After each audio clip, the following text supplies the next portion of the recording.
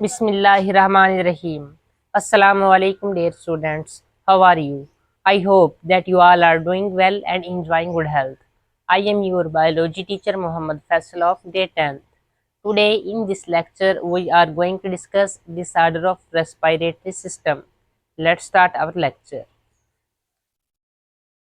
तो बच्चों, जैसा कि आप जानते हैं कि हम 10th बायोलॉजी के चैप्टर नंबर 10 को डिस्कस कर रहे थे। आज का जो हमारा लेक्चर है वो है लेक्चर नंबर 6। हमारा जो टॉपिक है वो है डिसऑर्डर ऑफ रेस्पिरेटरी सिस्टम। बच्चों, अगर हम डिसऑर्डर ऑफ रेस्पिरेटरी सिस्टम का उर्दू में मतलब देखें तो इसका मतलब है कि रेस्पिरेटरी सिस्टम की खराबियां। अब बच्चों, जो डिसऑर्डर है दरअसल वो दो लफ्ज हैं इसके अंदर, एक है डिस और दूसरा है ऑर्डर।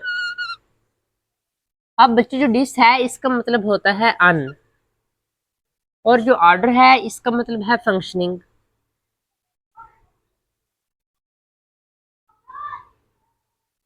तो इस तरह से बच्चों, अनफंक्शनिंग ऑफ रेस्पिरेटरी सिस्टम यानी कि रेस्पिरेटरी का काम ना करना या रेस्पिरेटरी सिस्टम की खराबियों को आज हम डिस्कस करने जा रहे हैं। तो बच्चों, जो हमारा रेस्पिरेटरी सिस्टम है इसके डिसऑर्डर, इसकी खराबियां क्यों होती हैं, हमारे रेस्पिरेटरी सिस्टम में बीमारियां क्यों आती है, ये खराब क्यों होता है। तो बच्चों, जो रेस्पिरेटरी डिसऑर्डर है वो दरअसल एयर पोल्यूशन की वजह से होता है।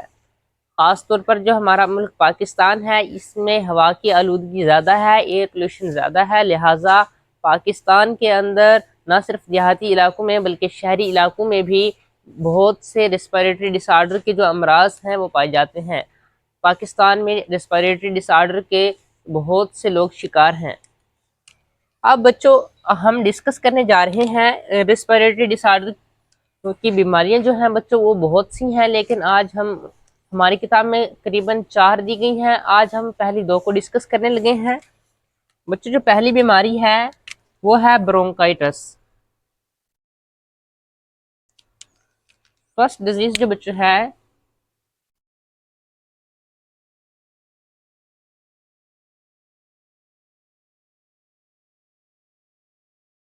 जैसा कि बच्चों ब्रोंकाइटिस नाम से जाहिर है कि ये जो डिजीज है ये ब्रोंकाई या ब्रोंक्यूल्स के रिलेटेड होगी। तो सबसे बच्चों, जो ब्रोंकाइटिस है ये इन्फ्लामेशन है।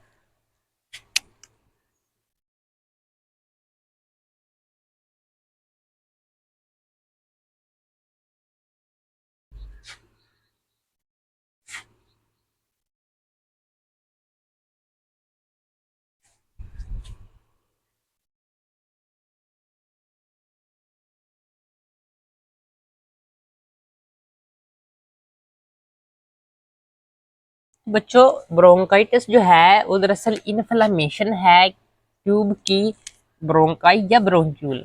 बच्चों, जो हमारी ब्रोंकाई है या ब्रोंक्यूल है उनकी जो ट्यूब्स होती हैं उनमें सोजन का नाम जो है वो ब्रोंकाइटिस है। इन्फ्लामेशन बच्चों हम कहते हैं सोजिश को या सोजन को।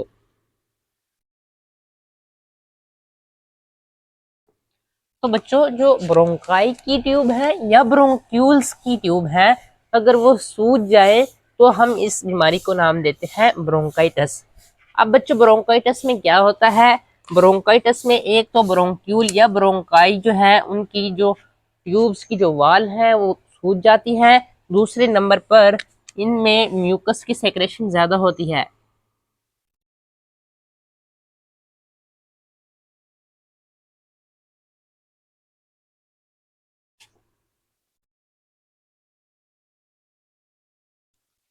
तो बच्चों, अब ये जो ब्रोंकाई और ब्रोंक्यूल हैं इनको हम पिछले लेक्चर में डिस्कस कर चुके हैं। एक बार फिर मैं आपको यहाँ पर बता देता हूँ। जैसे कि अब मैंने आपको बताया था कि हमारी सबसे पहले एक ट्यूब होती है इस जो हमारे लेरेंक्स के बाद आती है जिसको हम ट्रैकिया कहते हैं। ट्रैकिया आगे चलकर 2 पाइप में डिवाइड हो गई थी। जो ये 2 ब्रांचेस में डिवाइड हुई थी, हमारी जो ट्रैकिया 2 ब्रांचेस में डिवाइड हुई थी, इन 2 ब्रांचेस को बच्चों हमने कहा था ये हमारे पास ब्रोंकाई हैं। और ब्रोंक्यूल हमने किसको कहा था, जब हमारे ये लंग्स है फॉर एग्जांपल बच्चों, जब बच्चों ये ब्रोंकाई जब हमारे लंग्स में एंटर हुई थी, जब बच्चों ये ब्रोंकाई हमारे लंग्स में एंटर हुई थी तो ये डिवाइड होना शुरू हो गई थी फर्दर बहुत सी छोटी ब्रांचेस में। जिसको हमने नाम दिया था ब्रोंक्यूल्स का। जब बच्चों इन ब्रोंकाई का साइज 1 मिलीमीटर या उससे कम रह गया था तो फिर हमने इसको साइज दिया था ब्रोंक्यूल्स का। अब बच्चों ये जो ब्रोंक्यूल्स हैं और ब्रोंकाई हैं, एक तो इनकी दीवारें सूज जाती हैं, ये तंग हो जाती हैं। दूसरे नंबर पर फॉर एग्जांपल बच्चों ये हमारी जो ब्रोंकाई है, ये एक ट्यूब है, हमारी ब्रोंकाई है। अब बच्चों एक तो इसमें हो गई है इन्फ्लामेशन, यानी कि ये सूज गई है, ये सूज गई है बच्चों, ये मोटी हो गई है, इसमें इन्फ्लामेशन हो गई है।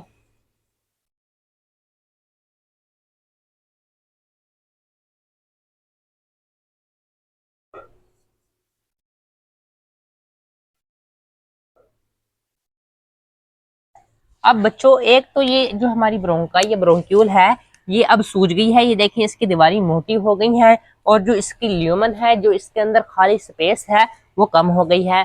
और दूसरे नंबर पर अक्सर सेक्रेशन ऑफ म्यूकस।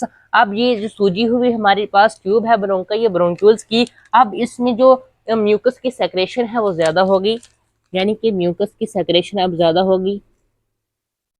अब म्यूकस भी इसके अंदर भर जाएगा। तो बच्चों इस तरह से जो इस हमारी जो ट्यूब है ब्रोंकाई या ब्रोंक्यूल, इसकी जो ल्यूमन खाली स्पेस थी वो बिल्कुल बंद हो चुकी है, इसके अंदर से अब हवा पास नहीं हो सकती। लिहाजा बच्चों जो हमारी ब्रोंकाई या ब्रोंक्यूल थी वो सूज गई, और उसमें जो सेक्रेशन थी म्यूकस की वो भी ज्यादा हो गई, और ये बिल्कुल जो ट्यूब थी वो बंद हो गई, और इसमें से अब हवा का गुजरना नामुमकिन है तकरीबन, या गुजरेगी भी तो थोड़ी बहुत गुजरेगी, जिससे मरीज को बहुत दुश्वारी होगी। अब बच्चों इसके बाद जो हमारी ब्रोंकाई है, अब बच्चों इसके बाद जो हमारी ब्रोंकाइटिस की डिजीज है वो डिवाइड होती है आगे दो टाइप्स में। ब्रोंकाइटिस की जो बच्चों ये डिजीज है ब्रोंकाइटिस, ये डिवाइड हो जाती है दो टाइप्स में।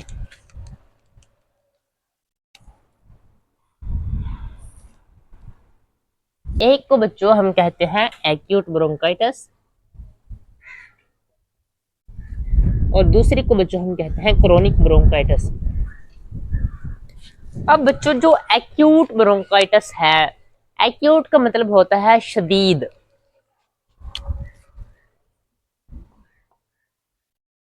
एक्यूट का जो मतलब होता है शदीद।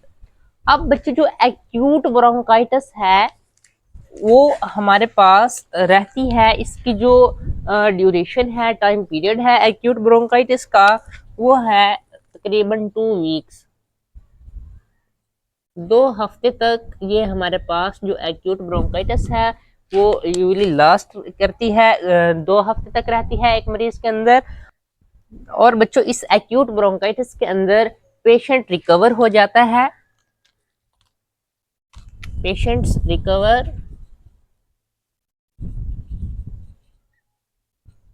रिकवर हो जाता है विद नो परमानेंट डैमेज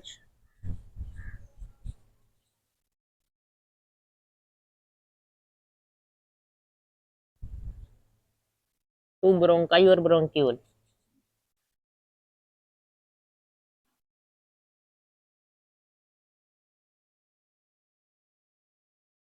तो बच्चों जो ये हमारे पास एक्यूट ब्रोंकाइटिस है ये 2 हफ्ते तक मरीज के अंदर रहती है, और इस एक्यूट ब्रोंकाइटिस के अंदर बच्चों जो पेशेंट होता है वो रिकवर हो जाता है, और उसकी जो ब्रोंकाई या ब्रोंक्यूल होती हैं उनको कोई भी परमानेंट डैमेज नहीं होता, वो दोबारा से रिकवर हो जाता है, सेहतयाब हो जाता है।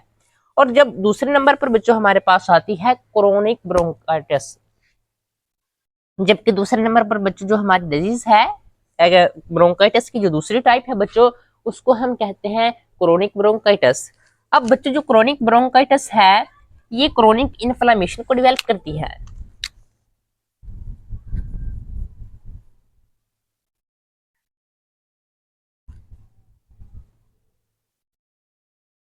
बच्चों ये जो क्रोनिक ब्रोंकाइटिस है ये क्रोनिक इन्फ्लेमेशन यानी सोजिस को डेवलप करती है, सूजन हो जाती है। और बच्चों जो ये क्रोनिक हमारे पास ब्रोंकाइटिस है ये इसका ड्यूरेशन या टाइम पीरियड कितना है, इसका ड्यूरेशन या टाइम पीरियड होता है बच्चों 3 मंथ से लेकर 3 months to 2 years। बच्चों ये 3 महीने से लेकर 2 साल तक रह सकती है क्रोनिक ब्रोंकाइटिस। और इसमें जो पेशेंट जो है बच्चों नो रिकवर। इसमें बच्चों जो हमारे पास मरीज है वो सेहतयाब नहीं होता, पेशेंट रिकवर नहीं होता और इसके जो आर्गन है वो भी डैमेज हो जाते हैं, आर्गन भी डैमेज हो जाते हैं और पेशेंट रिकवर नहीं होता। और बच्चों अब हम डिस्कस करते हैं कि जो हमारे पास ब्रोंकाइटिस है इसके सिम्टम्स क्या है। तो बच्चों अब हम डिस्कस करते हैं कि जो ब्रोंकाइटिस की डिजीज है उसकी काजेस क्या है, वो क्यों होती है और फिर उसकी अलामात क्या है, सिम्टम्स क्या है, उनको हम डिस्कस करते हैं। फर्स्ट ऑफ ऑल हम डिस्कस करते हैं काजेस को। तो बच्चों जो ब्रोंकाइटिस है उसकी जो काजेस है, सबसे पहले बच्चों काजेस में ब्रोंकाइटिस क्या आता है, वायरसेस या बैक्टीरिया।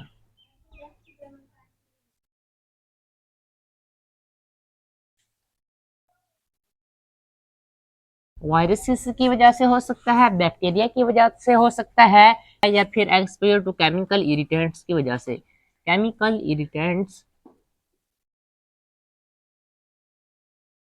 जिसमें बच्चों आ सकते हैं स्मोकिंग, तंबाकू,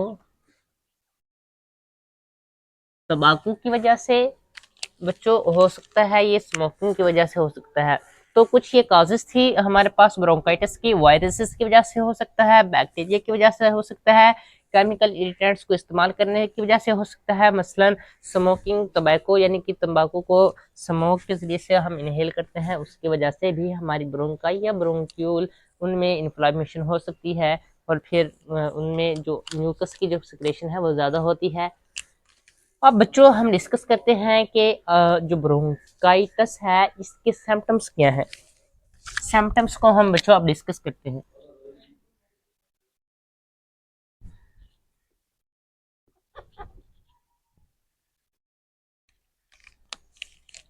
तो बच्चों जो सिम्टम है ब्रोंकाइटिस के उनमें आता है कफ, फीवर, माइल्ड वीजिंग,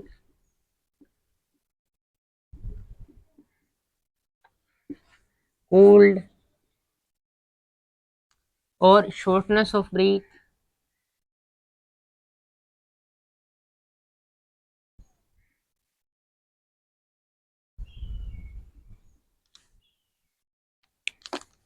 तो बच्चों ये चंद सिम्टम है ब्रोंकाइटिस की। कफ यानी कि खांसी, फीवर बुखार, माइल्ड वीजिंग यानी खरखराहट के साथ सांस आना, कोल्ड सर्दी लगना, शॉर्टनेस ऑफ ब्रीथ और सांस लेने में तंगी होना।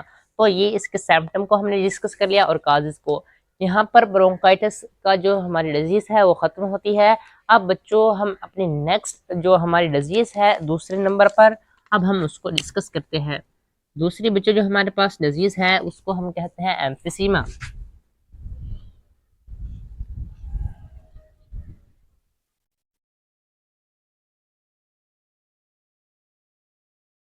अब बच्चों हम डिस्कस करते हैं एम्फिसीमा की डिजीज को। तो बच्चों एम्फिसीमा की डिजीज को अब हम डिस्कस करते हैं। सबसे पहले बच्चों एम्फिसीमा, एम्फिसीमा बच्चों एम्फिसीमा का जो मतलब है वो है डिस्ट्रिक्शन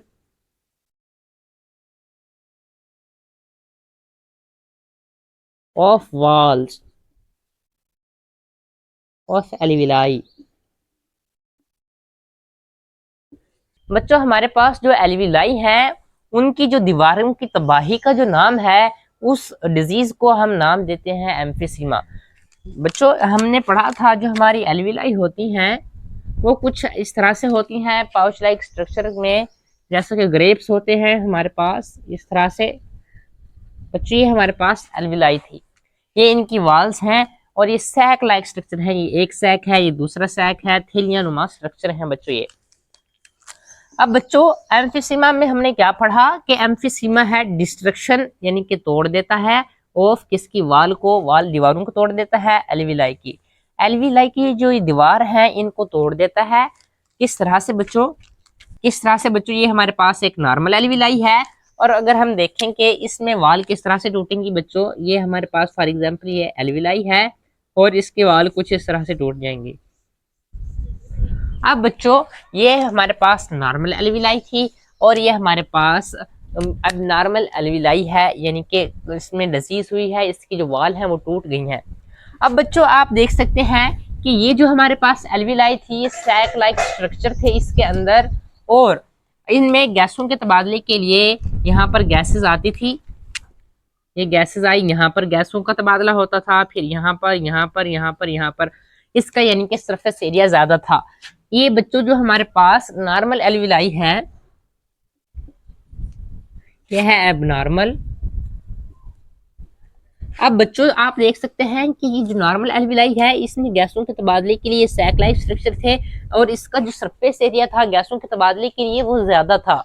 अब जो हमारे पास अब नॉर्मल एल्विलाई है बच्चों, इसमें जो बच्चों देखें अब सैक लाइक स्ट्रक्चर भी मौजूद नहीं है क्योंकि लंग्स की टिश्यू ब्रेक हो चुके हैं, एल्विलाई की जो वाल है वो टूट चुकी हैं। अब गैसों के तबादले के लिए ना ही सैक लाइक स्ट्रक्चर है और दूसरे नंबर पर इसका सरफेस एरिया इससे कम हो चुका है। एबनॉर्मल जो एल्विलाई है बच्चों उसका सरफेस एरिया कम हो चुका है, जबकि नॉर्मल का सरफेस एरिया ज्यादा था गैसों के तबादले के लिए। और बच्चों दूसरे नंबर पर जो इसमें लंग्स के जो टिश्यू हैं वो ब्रेक डाउन हो जाते हैं, यानी कि टूट जाते हैं। अब बच्चों जब लंग्स की टिश्यू ब्रेक हो जाते हैं, टूट जाते हैं, जब लंग्स के अंदर हवा दाखिल होती है तो फिर वो हवा लंग्स के अंदर ट्रैप हो जाती है, फंस जाती है, और जो लंग्स हैं वो अपनी बैक नहीं कर सकते, वापस नहीं आ सकते, can not back, can't back to their original position.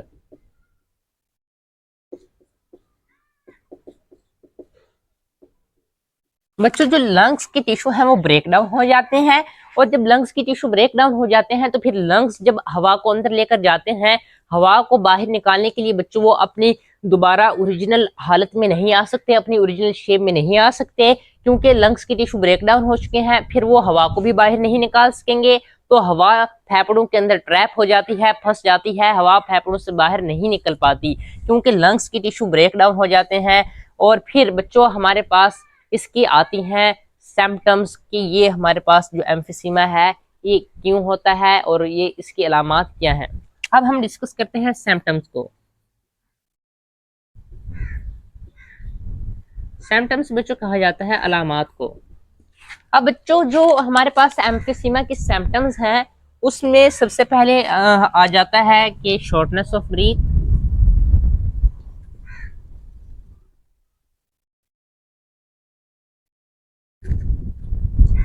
इसके बाद बच्चों आ जाता है रिकरेंट रेस्पिरेटरी इन्फेक्शन,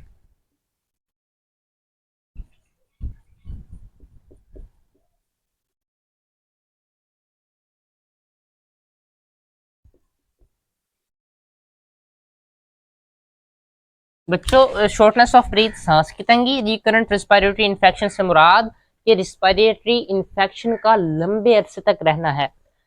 तीसरे नंबर पर बच्चों हमारे पास आ जाता है कफ यानी कि खांसी। इसके बाद बच्चों हमारे पास आ जाता है फीवर, बुखार, फैटिग यानी कि थकावट। तो ये चंद अलामात थी हमारे पास एम्फिसीमा की। इसके बाद बच्चों जब एम्फिसीमा किसी इंसान के अंदर वक़ू पज़ीर हो जाती है तो फिर बच्चों ये जो हमारे पास एम्फिसीमा है ये उस यानी कि अफेक्टेड पर्सन को जिसके अंदर एम्फिसीमा हो, उस अफेक्टेड पर्सन के जो लंग्स के जो टिश्यू होते हैं, उसके जो लंग्स के जो टिश्यू होते हैं, लंग्स के जो टिश्यू होते हैं वो टाइम गुजरने के साथ साथ एम्फिसीमा उनको तबाह करती जाती है, और टाइम के साथ साथ पता चलता है एम्फिसीमा के पर्सन को कि जो उसके लंग्स के जो टिश्यू हैं वो ब्रेक डाउन हो चुके हैं, वो ब्रेक डाउन हो चुके हैं बच्चों। Lungs tissue affected person, emphysema से अफेक्टेड पर्सन के जो लंग्स के जो टिश्यू हैं बच्चों वो ब्रेक डाउन हो चुके हैं 50 to 70%।